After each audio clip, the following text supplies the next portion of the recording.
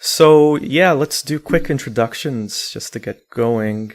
So, I'm Aleem, a secular spirit. Nice to meet Um, you. nice to meet you, Aladdin. Oh, what's your tagline? I really liked it. Let me show you the world from the From the perspective. eyes of an Yeah, ex-Muslim. from the eyes. Yeah, I like that. Yeah, yeah.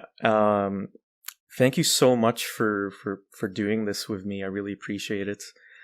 We were talking Perfect. about this a little bit before we started going live, that I just thought you'd be a perfect person to just do this with. I really like your posts on TikTok, on Twitter as well. I like your, calm, rational perspective on things.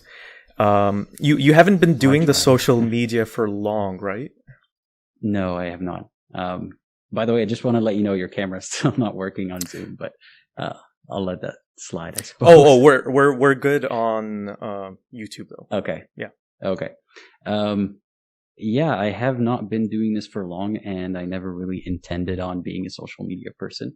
So, excuse me while I figure my way around this realm, I suppose. Yeah. Yeah. I think the moment I realized where we might be kindred spirits actually was, I think it was right after the day after the Super Bowl, and that the meme of the weekend, the musician just wandering around in that room of mirrors or whatever it Right. was, and I posted some joke about it that that's like what Muslims look like when they're trying to find good evidence for Allah, and I think you posted right after that. Damn, I was just gonna do that, and I knew. Yeah. Yeah, Yeah, kindred I get a spirits. little jealous when someone thinks of my meme idea and they steal it, but I mean, not steal it, but you get what I mean. I know. Yeah. Got there first. Yes. Yeah. Yeah. So I was wondering if you could start us off by, I guess, just telling me what your life as a Muslim was like. I assume you were born Muslim. Yes, I was. So yeah, Um, yeah. Just tell me, what kind of believer were you? What would you classify yourself as?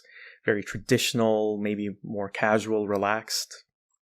no, I was a pious believer, or if that's what you want to call it. Um, I grew up in the Middle East, particularly Saudi Arabia. That's where I spent most of my time Mm-hmm. there. Um, and I grew up in a family where religion was taken seriously.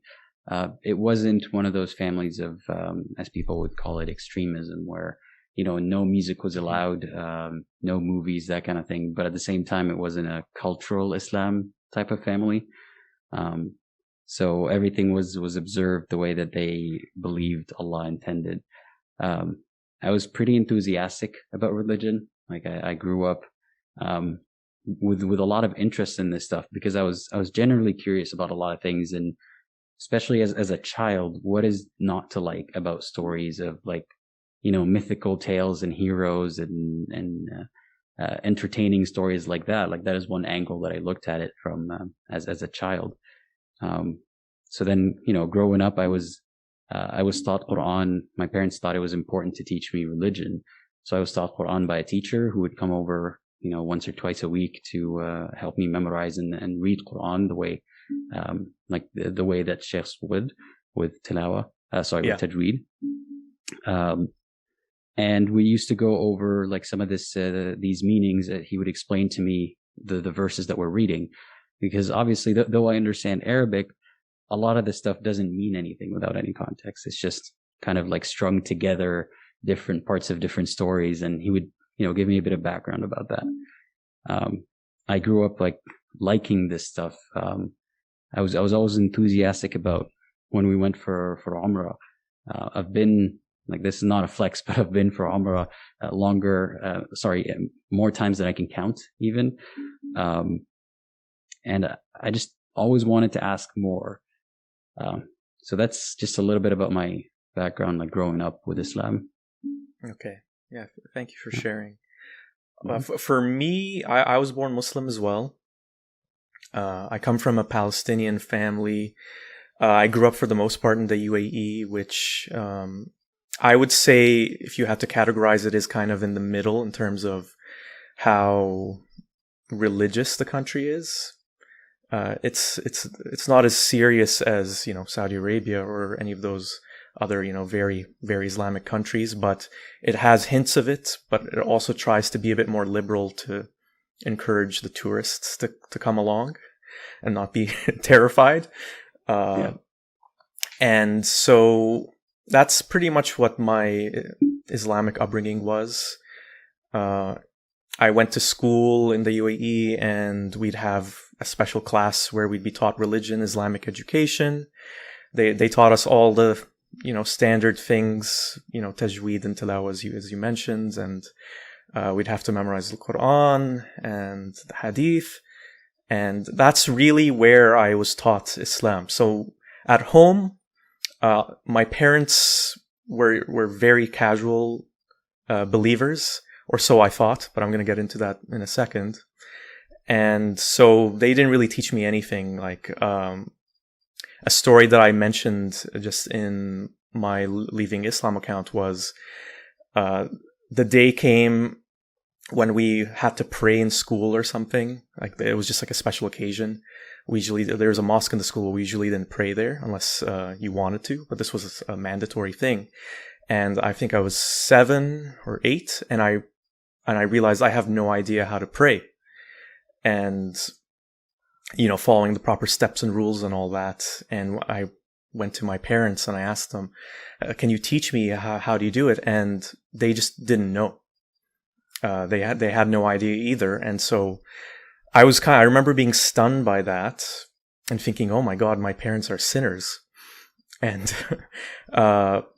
I eventually managed to figure it out from just I have a younger brother. I just took one of his books that actually had step-by-step instructions, and I taught myself overnight. And I just wanted to learn enough where I could just pass and not, be exposed and embarrassed as not even knowing how to pray when you're 7 or 8. So prayer wasn't really a big thing for us. Going to the mosque, never really. So we really were on the very casual end of being Muslims. And I later found out, after I left Islam, this is kind of skipping ahead, but my parents were actually not Muslim. They were just pretending. Okay. Yeah. That's a plot twist I did not see. I know, right? So there's quite a few pretty religious people in my extended family, but my parents, for their own reasons, some of which were similar to mine, which I'll get into later as well, they just stopped believing, but they didn't want to sway me or my brother into that direction. They wanted us to just learn Islam because they thought it was important that I learn it as part of my heritage and culture, to learn it and then to make the decision for myself. And what ended up happening was I progressively became more religious the older I got, 13, 14, and where I did start praying on my own. And I would go to the mosque, and I secretly harbored these beliefs that my parents were just these big sinners, and I'd I guess reprimand them for it. and yeah, so I retained this religion on my own. And then I guess you could say I became like an intermediate believer. And yeah, so the next thing I wanted to ask you was, what was your perception of leaving Islam at that point when you were still, a believer? Like, did you know of ex-Muslims? Was that a word that was even known to you? Well, that's a very good question. Sometimes it takes me a while to try to remember what it was like at that time, because that concept was so foreign to me that someone would leave Islam. The word ex-Muslim didn't even come like on my radar till very, very recently. I presume that nobody really leaves Islam except the bad people, because the few examples that I've remotely heard of, like none of them were really friends or anything, but it would be family, friends, or relatives. And I would be told this story about how, this person, he left the country for work, and then, he found a white girl and then he settled with her. And then okay. that whole story, I was told that they were chasing, as they put, chasing their desires, just going there to have their fun. And then they decided, I want to keep having this fun during my life. So that was my perception of people who leave religion, or that they were, unaware of what Islam actually is, and they were just falling for all this propaganda about Islam. So it wasn't really a viable option in my head that someone would know Islam and leave Islam if they're a good person, if that makes sense. Yeah, no, totally makes sense. For me, ex-Muslim wasn't in my vocabulary. I didn't know any ex-Muslims. It's hard to explain now, but back then it didn't even occur to me that people in the modern day who were Muslim would leave. It just didn't occur to me. I knew that the punishment for apostasy was death. I mean, it was in what we were being taught in the Quran, and there were stories of people leaving Islam and faking being Muslim, during the time of Muhammad. But I didn't make the connection that could be something that happened today. It was really a feeling of I'm part of this special club, I guess, by the grace of God, and this is it. This is life. This is what life is. So it was never even a concept that there was a life outside of it. Well, I felt similarly, but I didn't even know to the extent of like that the apostasy laws weren't really on my radar, to so to speak. Because in the Quran itself, it doesn't explicitly say if you leave Islam, you should be killed. No. There's a lot of implications in there, disbelievers are the worst of the worst. And some Muslims who try to rationalize it by saying, oh, this only applies to that one war or this one group of to a specific context. Yeah. I've heard that too. Yeah. I want to talk about that whole context issue later. Sure. But the point is, I heard about apostasy laws. I knew Saudi Arabia was extreme with things, or so I believe. So it wasn't really looking at Saudi Arabia's implementation or Wahhabism or Sharia law in any form that made me feel like that there was something wrong. So I was just aware that, those who spread corruption about Islam, like those who are out to make up lies about Islam and make it look bad, I didn't think too hard about what should happen to them. But when I heard that, they're jailed or punished, I'm like, well, seems about right. That's what you get for kind of rioting or whatever. Yeah. So yeah, that's how I felt about it at the time. I wasn't aware, again, that someone could leave Islam. Yeah. That was not an option in my head. It's almost like this thing where, if I had to just think of another way of putting it, is when you're not Muslim or you're going against Islam, it's almost like you're going against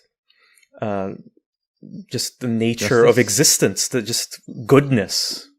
Okay, so you must be evil. You must be twisted in some way. You must be a psychopath to just go against your own nature. That's really how it felt, the world outside of Islam, because that's reality. Why would you be against reality?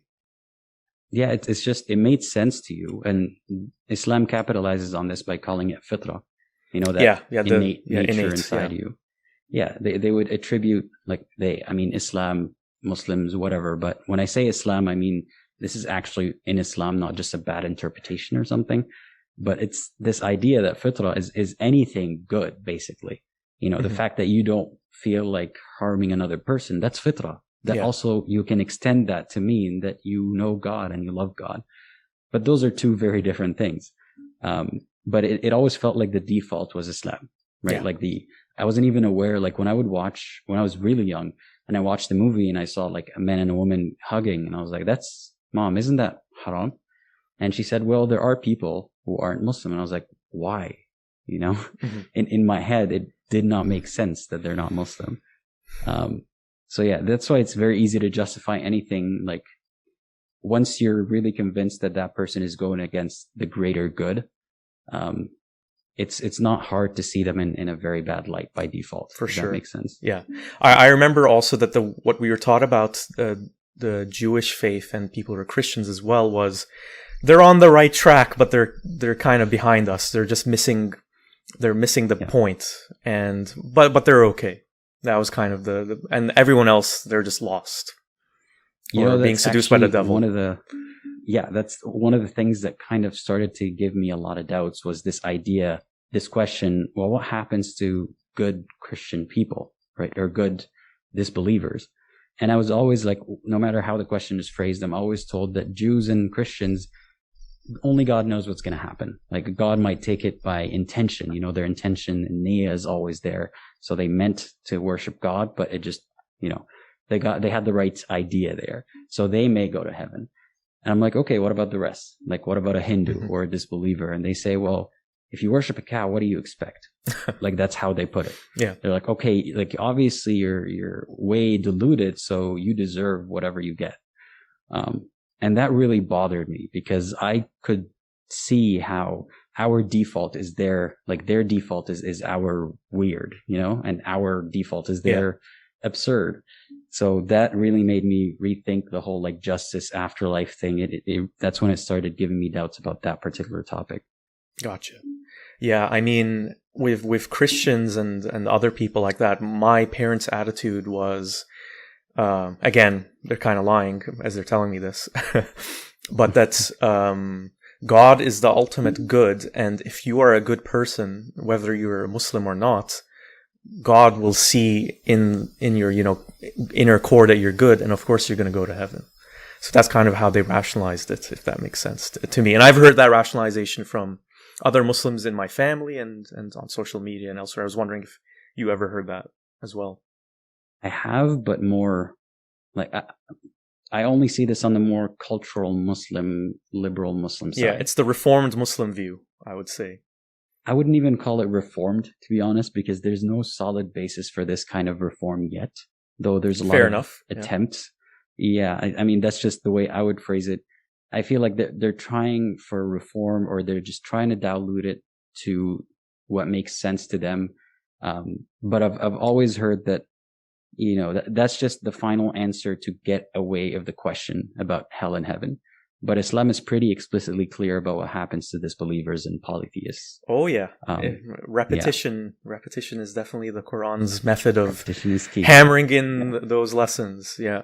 Yeah. So you mentioned one of your doubts. That's kind of what I wanted to ask you as well, was why did this doubt start happening? Like, I'm sure it wasn't just one thing. So was it, but maybe it was a specific thing that started, the chain reaction. So I'm going to throw a few out there. But all right, let's hear it. In no order of importance, or I might be forgetting something very significant as well. So don't take this to be like my whole answer for that. Okay. But because again, it's not like, for a lot of people, it's not a single event or single thing that made us realize, okay, that sounds suspicious. But anyway, without the preamble, the next, my next thought here was, one of the things was predestination. Qada and qadar. How does predestination work with free will?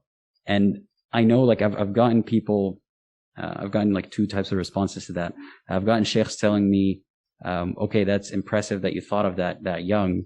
But then I had other sheikhs say, sorry to interrupt you. How old were you around when these kinds of ideas started coming?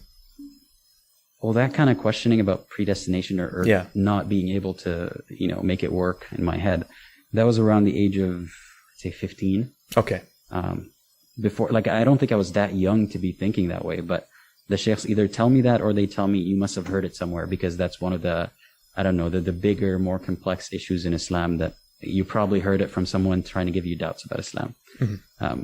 That attitude is really infuriating, because they make it seem like there's a conspiracy to disbelief, and that nothing you believe yourself is like your own thoughts. Or legitimate, Yeah. But anyway, I asked those questions around that age, and, the answers I was given were very vague and along the lines of, this is a very complex topic, or either maybe another simple answer, which is God can make a paradox work. Like, it is God, right? That was a big one, but there was also what I just spoke about good people going to hell. If it was merely about people being good, then that would have made sense. But like I said, the Quran is pretty clear about, or even like the Quran seems pretty clear about what happens to disbelievers and polytheists. Anyway, that didn't make sense to me, that God would be so upset about how their situation, their mentality, the way that He created them, left them at that position, and He would punish them for it.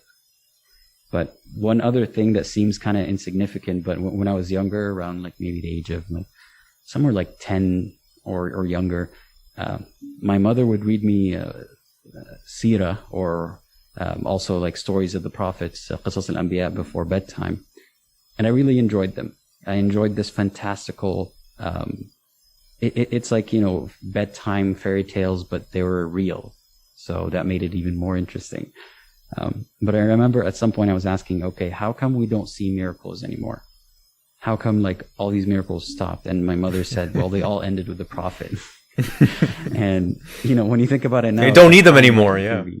Yeah. How mighty convenient, So, that was one of the things that now led me to doubt, is that, all the superstitious stuff that we see in every culture has suddenly stopped, once we have ways to collect evidence and find none. So, yeah, that was one of the reasons.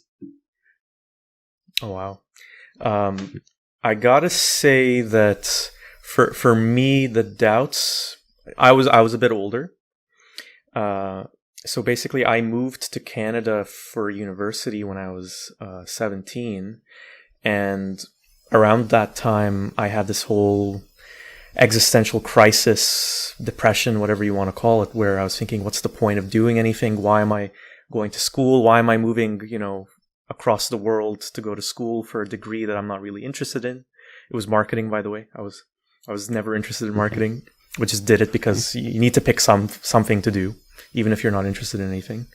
And part of that was I kind of realized that, Islam is supposed to give you those answers that you're looking for in terms of what your life meaning and the purpose of what you're doing and in the greater scheme of things. And that's what I did believe when I was younger, but somehow it just didn't work for me when I was going through this crisis. And that question of why isn't it working? I mean, it should be comforting to know that there's a plan for me, that if I'm a good person, I'll go to the paradise, and that everything that bad that happens in the world that I see, whether, what's happening to Palestinians at the hands of the Israelis or whatever it is, there's reasons for it.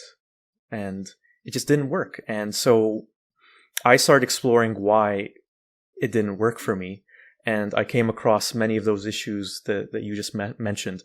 I think the predestination one really bugged me because I couldn't escape this whole idea in my head that even if God gave us a purpose in this life, what was his purpose in doing it in the first place? It seemed to be this kind of omitted thing where, as you mentioned earlier, where they just say, trust in Allah, he knows, he knows what's best for us. It's whatever it is, it's for the best of us. And sometimes I'd hear because he wanted someone to worship him. He wanted people to worship him. And it still didn't answer me, why does he need this? I mean, if it's Allah, he doesn't need anything. So why is he doing this? And I just couldn't escape this idea that maybe, what if Allah is just this bored entity that has just made all of this and made us suffer like these little guinea pigs in this whole game, and he makes us who we are, which I was taught was the case. Our fates are sealed, and yet we have free choice to worship him or not. And that paradox just didn't make sense to me. It just didn't, and that's kind of what started the whole ball rolling for me. I mean, in my case, everything that I've mentioned wasn't even like the tipping point at all. Those are just the first little sprouts of doubts. And I just was able to push it aside with all the answers that you mentioned. And it kind of worked for a little bit, but it was a distraction.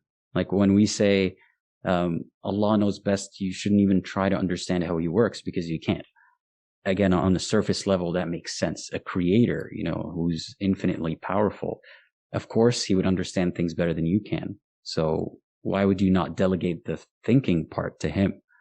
But when you start looking at it from an outsider point of view, that, okay, theoretically that's mighty convenient again, because if you get me to stop thinking about it, then I won't question it. But, that's all, we're still talking in theoreticals. If that creator existed and proved itself, then, okay, I would see a point in not questioning it, right? Knowing that if it said there's a purpose to everything and it is truthful and it doesn't lie, all right, by default, that makes sense. But we're still discussing a theoretical. So yeah, that's all of this stuff came back to haunt me later, but for a long time, these answers that you didn't find convincing did work on me to some extent, as they do with a lot of people. Yeah. The interesting thing I found was that I think in retrospect, one of the reasons why I started having all these questions in this crisis in questioning Islam was because I moved. I'm pretty sure if I had stayed, I mean, you never know. If I'd stayed in the UAE, I probably would still be Muslim today. I don't know. But I think what it was, just moving, it kind of gave me this opportunity to just take a look at my life and what was important in it from a new perspective. And when I was living in the UAE and when I was Muslim, it didn't even occur to me to ask these questions. It's just I didn't have the frame of reference to know to ask them, or to know that to just ask the question. And this is the one that really got me on the road to leaving, was why do I believe this? Because I think you're a bit younger than me, but I kind of had this realization that I'm going to university because my parents say that's what society says is best for you, not just your parents. I'm trying to get a business degree because you need to make money, and money is important because that's what society tells you. You need a job, and you need the job so you can afford to have a family. And I saw religion as kind of wrapped into this, where I saw that I believed because I was born to Muslim parents and I grew up in a Muslim society, so I was taught Islam. And I started thinking, like, why do I actually believe this? Like, what is the reason?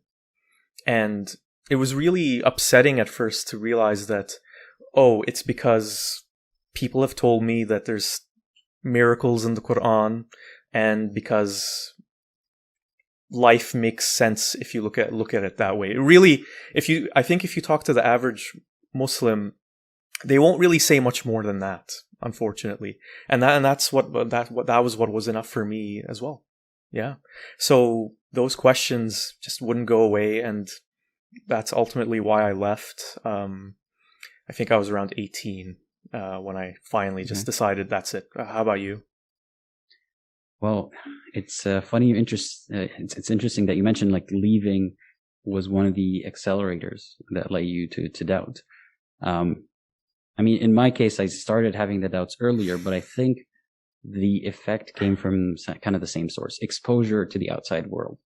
So, had I not been exposed to, the fact that other people just exist that aren't Muslim, for example, like if I was in an era or a place without access to internet, without access to TV, like just if I was born, I don't know, 30 years ago or something, it would have been even more of the default way of life to me. It would have made even less sense to not believe in this stuff. And either it would lead you to a point of madness because you're doubting and you're the only one who's doubting in your head, or it would lead you to like clinging on really hard because what other option do you see? So in my case, my doubts, like it was just realizing that it's okay to question these things because other good people have and do. But I wasn't aware of the extent of it. And it was only after I moved to a secular country, after a few years of living there and clinging on to my religion, that I realized again, exposure to people who I thought were arrogant or bad, like just to throw an example out there, like gay people, for example. I wasn't super homophobic, but I was like, the idea seemed icky to me. And I was thinking about it from the point of view of like, would I want to do this? No. So why would they? And then I was told that it's always because they're, this is their way that they want and they're arrogant about it and so on and so forth. Until I met some and I was like, okay, they're just normal people. Like I had no idea they were gay because it's just everything else about them is normal. They're not rebels. They're not, like it's none of this stuff that I was taught. So exposure to these other people and these other ideas definitely helped me realize that it's okay to explore my doubts. But unfortunately, a lot of Muslims see that as like, the West. You've been corrupted.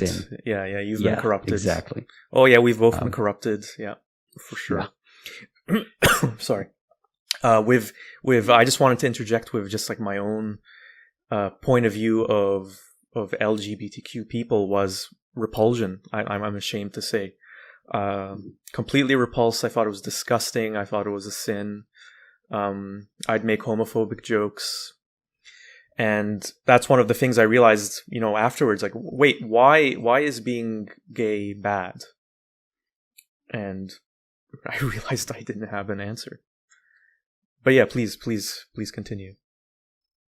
Yeah, I think that's pretty much what I had to say. And I know that me bringing up the topic of LGBT and LGBT rights always, unfortunately, with the Muslim communities, always gets the finger pointed at you. Like, okay, are you sympathizing with gay people? Are you gay? Is that why you left religion? Because I've gotten that too. Says, even if you're just sympathetic with, people who aren't you get accused of like siding with them. So yeah, I don't know how how a Muslim would think that this is a solid line of logic. The fact that, for example, I believe in Allah and hell. I believe fully that if one acts gay, whatever that means, they were going there. Why would I trade, the few years left of my life for eternity? Like if I was a sane person, my love for, the same gender wouldn't overpower my faith. Unless you're saying, only insane people apostatize, then are they really, in control of their life? Are they going to be punished for that kind of action? So it just didn't make sense to me that God would create those people and then would have an issue with it. Like God, the creator of the universe, who spent billions of years making this universe, only now cares about what one specific species does with their genitals. Doesn't make sense to me. So it's not just about advocating for gay people. It's fundamentally an issue for me that does not make sense that the creator of the universe would care about. So yeah, that's my view on that topic. So just in terms of when you decided to leave or when you realized, oh, I'm no longer Muslim, like how did it feel like in your head? Like what was it like to go kind of through that realization? Was it just an instantaneous realization, or was it, just after some time you realized, oh, I don't believe anymore? It was definitely not instantaneous, and it was not painless. Like for years, I was sort of in denial of my doubts. The more in denial of my doubts I was, the more defensive I was about Islam. I wouldn't pick fights with anyone or anything, but I was always trying to defend Islam online, especially when whatever major negative PR event to Islam happened, like some kind of attack in one country or another. I was always on the defensive, saying that this is not what Islam is like. This is not what Muslims are like. And I still stand by some of that this is not particularly indicative of how all Muslims behave at all. Obviously, that no one's arguing that. But I was just really pushing hard this narrative that Islam is true, and I was trying to convince myself as well as other people. And eventually I just shelved it for a while. And it caused me so much confusion because I couldn't be happy living my life as a non-Muslim. And I wouldn't even consider it that in my head. I was just thinking in my head, you are so misled right now. But I was also like, but I can't believe. Till I eventually had to sit down. I got to a point in my life in my mid-20s that, my life was moving on in such a way that this confusion was not going to help me at all. And it was going to hurt me and other people long term. So I thought I better really figure this stuff out for myself. And I sat down and I really looked into my doubts, and I was doing it with the intention of saving my faith. I wanted to be proven wrong about my doubts. I wanted that comfort of knowing that, God's going to fix everything, and that everything's going to be okay. The purpose of life, why you're doing everything that you're doing. But the more I dug deep into Islam, the more I realized, like, these people are giving me like the answers to try to figure out, like, they're just trying to shut up the doubt. They're not trying to answer it, if that makes sense. It does. Yeah. Yeah. It's like throwing a bunch of different things at me and being like, well, whatever explanation you think makes sense, take that. And religion is about flexibility. But it's like the final word of God should be clearer than that, is what I thought. So that was what really started getting me out of Islam. And it was also not just like listening to a few sheikhs and deciding because these sheikhs misunderstand Islam that Islam is bad or anything. But thankfully, we have closer access to like the Islam because it's Arabic and we understand Arabic. So I'm assuming you understand Arabic. Yeah. Is that correct? Am I being presumptuous? Okay. So it's easier for us to like look up what, forget all the apologetics, forget all the new reinterpretations that are coming up. Yeah, you can go to the primary source. Yeah. Exactly, yeah. And finding these primary sources, and even then, like just asking what sheikhs thought of these, what the fatwas are around these hadith and the tafasirs of these verses, that's what really gave me confidence that I do not believe this stuff. And that's when I really attained that sense of peace in my beliefs. But that's just summarizing the story. Of course, yeah. I mean, in the end, when I finally told my parents, "Oh, I don't believe anymore," I kind of sneak in the conversation, the topic of this doesn't make sense about Islam, or why would we have this attitude towards women, whatever the subject happened to be. And my parents seemed to be on the same page as me. And when we finally had the discussion over, I don't know how long, several months probably, of, that I'm no longer Muslim, they told me that they respected how I felt and they understood. My dad started talking about Islam in a very critical way. My mom not so much, but in a way in which she understood why people believe and the importance of having those kinds of ideas. But they told me that just for my benefit, in terms of not wanting their children to, be raised atheist or whatever, and then be in a Muslim country and what kind of issues that would come up, maybe we wouldn't want to take that Islamic education class that I mentioned earlier. They figured it would just be easier. And there was something my mom said that was also revealing that of just the whole attitude of why maybe a lot of people teach their children religion, whether it's Islam or something else. She told me that she felt that I was too young at the time to understand or accept that there might not be ultimate justice in the world. Like, that would be almost too overwhelming. And I got it, because when I did leave, it really did feel like a blanket had been torn away, Like, the foundation of your life is gone, where there's nothing guiding me in life. I mean, I'm open to there being something, maybe, but until I'll have to reserve belief on that until I actually see some, evidence of it. So at that moment in my life, I felt there's no foundation. If something bad happens to me, if I get run over by a car, that's it. That's life. And if I don't get any success in life, or if I die alone, then that's also it. And it felt crushing. I felt like this insignificant speck in this big, great, wide universe. But I also had a realization that even though those feelings were so uncomfortable and upsetting, and I think they are for a lot of people, and it's one of the reasons why a lot of people are religious, if this is the truth, then I'd rather live my life living with the truth than have this kind of wishful thinking fantasy of what the meaning of existence is and everything behind it. And I suppose that's the attitude I carried from then on. And before I just turn over to you again, I think that what I found so compelling too was that I didn't grow up in a very strict fundamentalist family. I didn't have militant devout parents. And yet, because my parents decided to let me be taught religion in school, which I think a lot of parents would think, oh, that's a good thing because you get taught good values and all that. It actually gave me a lot of anxiety and a lot of suffering, like psychological suffering, in terms of being terrified of going to hell, of being terrified of, Judgment Day. Do you remember being taught the Judgment Day when you were a kid? Oh yeah, yeah. do I. It's like a horror. It's like a horror story, except it's real and it's going to happen. I think I don't even know if this is correct or not, but one of the details that has always stuck with me is my Islamic education teacher, Ustaz Muhammad, if you're watching,